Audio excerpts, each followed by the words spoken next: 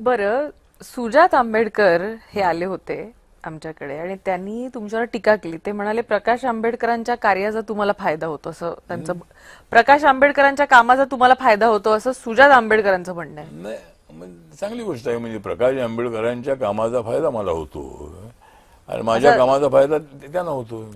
त्यामुळं दोघांचा फायदा जर होत असेल तर सुजात आंबेडकर तसा ऍक्टिव्ह झालेला आहे. तो बाळासाहेबांचा मुलगा आहे. तो भूमिका तर चांगली मांडतोय.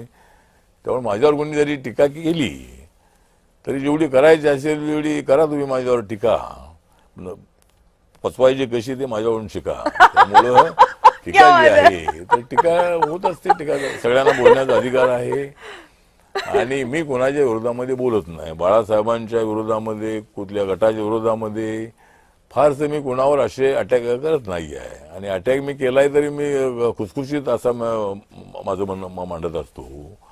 त्यामुळं लोकशाहीमध्ये सगळ्यांना बोलण्याचा अधिकार आहे. सगळ्यांना एक मत पटलंच पाहिजे असं नाही. गौतम बुद्धांनी सांगितलंय की अतरी भव. नरेंद्र मोदीजी परवा 3 तारखेला गौतम बुद्धांच्या अनेक ज्या वस्तू होत्या त्याच्या उदाहरण आले होते आणि त्यावेळेला नरेंद्र मोदीजी म्हणाले अतरी भव. गौतम बुद्धांचं तत्वज्ञान माझ्या गावामध्ये वडनगर नावाचं माझं गाव आहे त्या ठिकाणी ते म्हणाले की गौतम बुद्धांच्या फिलॉसॉफीच्या ट्रेनिंगचं मोठं सेंटर होतं तिथं. आणि ते म्हणाले की आता आम्हाला युद्धाची नव्हे बुद्धाची गरज आहे. त्यामुळे नरेंद्र मोदीजी गौतम बुद्धांच्या समतेचा विचार आहे, शांततेचा विचार आहे, मेडिटेशनची भूमिका घेणार आहे. तर त्याला ते मानतात.